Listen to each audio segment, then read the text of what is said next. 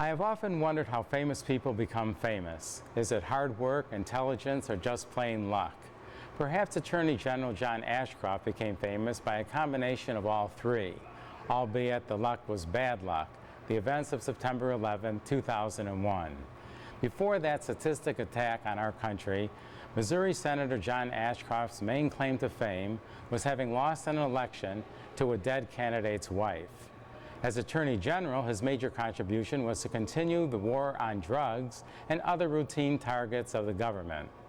But now, after more than 2 years in the office, what we have on our hands is a man who is hell-bent on ripping up the Bill of Rights as well as gutting the rest of the Constitution, all in the name of national security. One of his less sinister acts, however, has been to completely cover the breast of the Statue of Justice, which stands prominently in the Justice Department lobby. This Hellenic statue does not seem to have offended anyone since it was placed there in the earlier part of the last century, by far a more puritanical part in our country's history. However, Ashcroft is not alone when it comes to making judgments of how the female form should be clad. There was another famous person who was of similar mind. Yes, Curly of the Three Stooges. When suddenly faced with a hood ornament in the form of an unclad female figurine, Curly did pretty much the same thing as Attorney General John Ashcroft. Okay, finish this. Right. Right. Right. Right.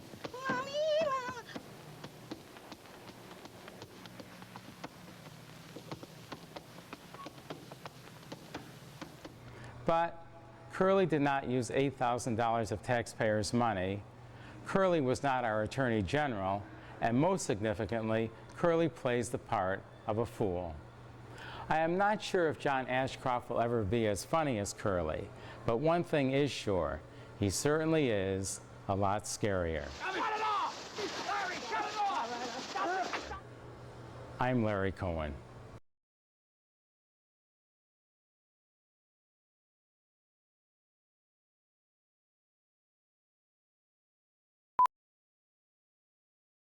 There is little doubt that we live in a celebrity culture. Celebrities come in many forms, from basketball players to movie stars, from game show hosts to criminals. There is nothing wrong with celebrity status. In fact, to many of us, it is even envious. What is dangerous is when it takes celebrity status in order to run for higher elective office.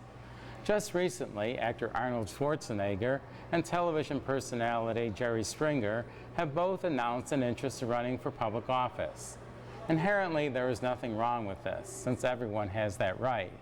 What is or should be of concern to us is that when it comes to campaign finance rules, the celebs have a built-in advantage that is hard to overcome by the lesser-known candidates. And in order to make their names into household words, they must pay for it. And that is where the danger lies. How does one set a value of the built-in advantage that a celebrity has over a non-celebrity? And the Campaign Finance Reform Acts never take this into account. It is my view that everyone who is legally entitled to run for office should be able to do so.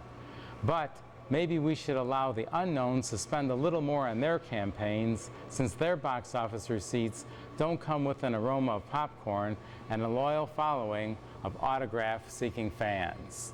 And tell me, future boy, who's President of the United States in 1985?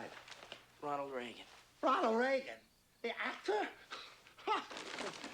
Then who's Vice President? Jerry Lewis? I'm Larry Cohen.